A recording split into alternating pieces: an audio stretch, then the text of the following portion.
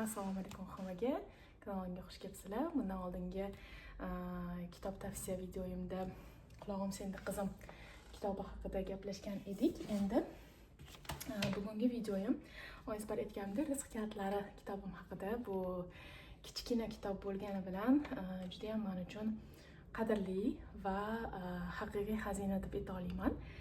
Juda ham yaxshi ko'rgan kitoblarimdan bittasi. Nimaga? Chunki bu yerda 21 ta rizq kalitlari yozilgan. Aynan shariat jihatdan nimaga bu kitobni o'qishimiz kerak? Xoh ayol, xoh erkak bo'lsin, bu kitobni o'qishlari yoki mana mening profilimda ko'rishingiz mumkin.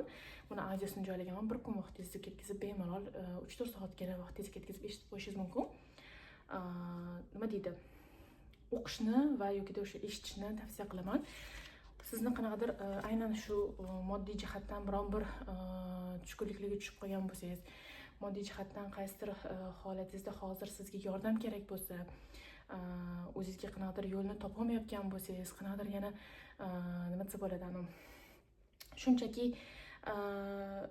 biznes ketidan yugurmaslik kerakligini, shunchaki pul topish dardida bo'lish emas, balki aynan rizqini to'g'ri halollab olish kerakligi haqida va shu rizqni halollab olish qanaqa qilib uni kengaytirish mumkinligi. Ya'ni sizga aytaylik pulingiz bor, masalan, aytaylik oyiga misol uchun aytaylik 10 million topasiz.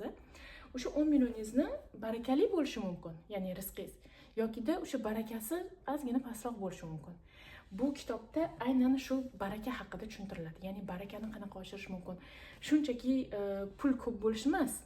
Ya'ni shu rizqingizni halollab olganingizda qanaqa o'zgarishlar bo'lishi mumkinligi, yokida o'sha rizqingizni o'zi nimaga hozirgi holat aynan shunaqa ekanligini to'liq bayon qilingan, to'liq tushuntirilgan, qisqa va lo'nda tushuntirilgan. Bu kitobni 2007-yilda nashrga tayyorlanmoqchi chiqarilgan edi Toshkent Islom universiteti tomonidan. Kitobni tarjima va izohlar muallifi Ibrohimjon Usmonov. Men o'zim Toshkent Islom universiteti hozirgi kunda O'zbekiston Xalqaro islom akademiyasi bo'lgan, bilasiz. Dinshunoslik rus yo'nalishi bakalavrini bitirganman va bu kitobni menga o'zi buvimlar berganlar. Buvimlarga endi bilmadim kim bergan, lekin bu kitobni o'sha buvim berganlar. Amerikaga kelishimizdan oldin, men hozir Amerikada yashayman va Amerikaga kelishimizdan oldin menga bu kitobni buvim berganlar. Nima deydi? Endi qizim shu kitobni o'qiganda o'zingga xulosalar qilgan, hech qachon shunchaki dunyoni, ya'ni pullik ketidan yugurmagan va xuddi shunaqa pul sabab biron bir nima desa bo'ladi, depressiya deymiz, yangicha tilda depressiyalarga tushib qolmagan. Ya'ni pul muammo emas. Ya'ni muammo qilinadigan sabab emas deb qanaqadir chiroyli qilib tushuntirib menga shu kitobni berganlar. Tan olib aytaman. Boshida men o'zi kitob o'qishguncha yo'q edim. Qanaqadir kitob kerak emas deb o'ylardim, to'g'risi. Kitoblarga mehrim yo'q edi. Uxlab qolardim, o'qim kelmasdi va hokazo. Keyin mana shunaqa kichkina kitobchalarim bor. Mana bunaqa bunda ko'rsataman, yana bunaqa kichkina kitobchalarni o'qib, o'zimni mehrimni, kitoblarga nisbatan mehrimni oshirganman va hozirgi kunda juda ham yaxshi ko'raman va kitoblarni nima deydi, doimiy ravishda o'qib boraman. Buni misol uchun blogimda ham bo'lishib boraman va bu kitobni menga berganlarida 2022-yil bergan bo'lsalar, men bu kitobni mana ko'rib turganingizdek kichkinagina kitob bo'lsa ham, men bu kitobni 2022-yil ulardan olganman. Как раз mana qarang, e'tibor bersangiz, 2022-yil aynan yo aprel yo may oyida olganman, chunki iyun oyida kelganman men bu yoqqa. Amerikaga kelganmiz, ko'chib kelganmiz va bu kitobni deyarli 1,5 yildan keyin o'qiganman. Deyarli 1,5 yildan keyin 2023-yil, yo'q, 2024-yilda o'qiganman.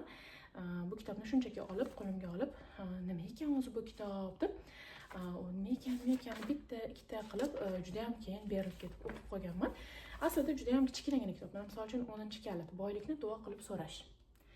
Mana ko'rishingiz mumkin, bu shunchaki hadis bilan berilgan, unaqa chuqurlashib sizga naqamaydi. Aslida bu kitobni o'qiganingizda-chi, qanaqadir mana qolgan kitoblarga o'xshab ko'p yoritilmaganda, hadislar berilgan, ozgina tushuntirish berilgan, qalbingiz ochiladi. Qalbingiz bilan his qilasiz buni. Ya'ni shunchaki kimdir sizga tushuntirib berganini tushunolmaysiz. Bu kitobni o'qiganingizda, siz bu kitobni olib o'qiganingizda va eshitganingizda bunday qaraysizda, shunaqa osonmidi deb qolasiz. qalbingiz sekin-sekin ochiladi. Balki yana keyin bitta narsa, buni bir marta o'qiganingiz sizga yetarli emas. O'zi aslida har qanaqa kitobni bir marta o'qiganingiz yetarli emas. Kamida 3, 5, 10 martalab o'qisangiz, har safar har o'qiganingizda yangi bilimlar olasiz, yangi ma'lumotlar olasiz va yangi o'zingizga anglashlarni olasiz. Va bu kitob aynan shulardan bittasi. Ya'ni misol uchun oddiygina o'sha aytganimdek 10-kaliti boylikni duo qilib so'rash va bu yoqda hadis berilgan. 10-kalitni eshitsangiz bo'ladi. Men belgilab aniq qilganman kitoblarni, qo'yganman audio kitoblarni va mana bu yerda faqatgina hadis berilganda, aynan shu hadisni qanaqa so'rash kerakligi, ya'ni hadisda boylikni qanaqa so'rash kerakligi aytilgan. Va bu narsa shunaqaki, sizni o'zingizni qalbingizdagi va ichingizdagi haqiqatingiz chiqib keladi. Bu kitobda shunaqa. Ya'ni siz o'zingizdagi anglashlar bo'ladi. O'sha hozirgi holatingizdagi iymoningiz, hozirgi holatingizdagi ilmingiz, hozirgi holatingizdagi umumiy moddiy holatingizdan kelib chiqqan holatni anglashlar bo'ladi. Va bu kitob aynan shu narsani sizga to'g'ri anglashlarga yordam beradi. Inshaalloh, biiznillah. Shuning uchun ham bu kitobni agar imkoni bo'lsa, topishga harakat qiling. Topishga. Agar topa olmasangiz, meni profilimda bor, audio kitob ko'rinishida qo'yganman. Demak, bu kitob sizga hozirgi ruhiyatingiz, hozirgi moddiyatingiz, hozirgi iymoningiz, har taraflama sizni holatingizdan kelib chiqqan holatda anglashlaringizga yordam beradi va inshaalloh biiznillah mana shu anglashlarni to'g'ri yo'lda bo'lishiga yordam beradi. Xudo xohlasa, keyingi videoyimizda inshaalloh o'qigan kitoblarimdan aynan chunki sen Allohsan kitobini nima desa bo'ladi, tavsiyasini beraman. Nega aynan bu kitobni o'qishingiz kerakligi haqida. E'tiboringiz uchun rahmat.